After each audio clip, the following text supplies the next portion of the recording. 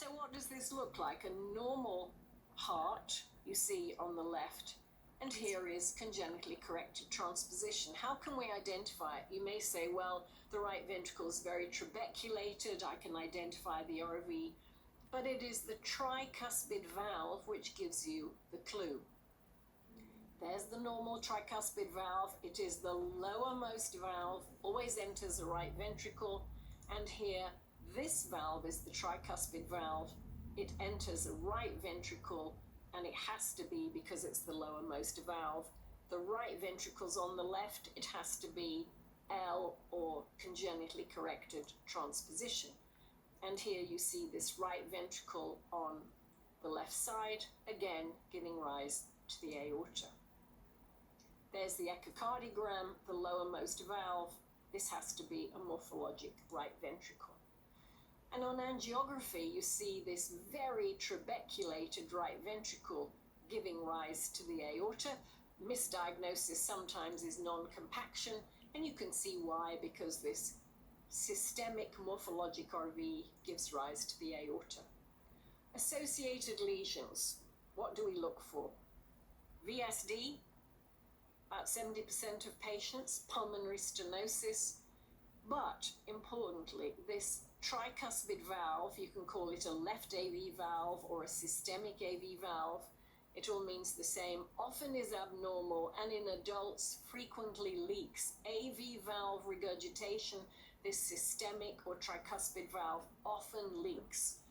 And beware any patient with systemic ventricular dysfunction in this circumstance, because here the cause is most commonly not failure of this right ventricle, but the cause is the leaky AV valve.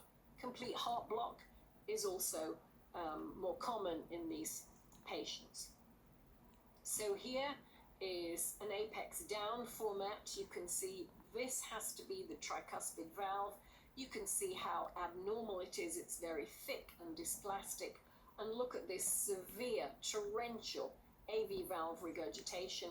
This patient needs tricuspid valve replacement before this systemic ventricle fails, and these patients will do well as long as you don't wait for the systemic ventricle to fail, just like an LV with a mitral valve. If you replace this valve early enough, you will preserve the function of this systemic right ventricle. That's very important.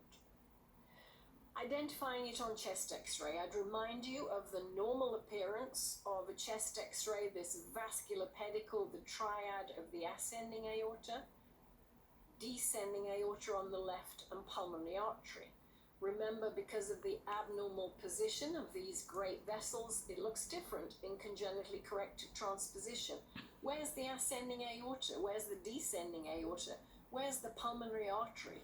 The heart is sitting in the middle. It's almost mesocardia, but the clue are these appearance here, because the great arteries, the aorta and the pulmonary artery, are not in the normal location.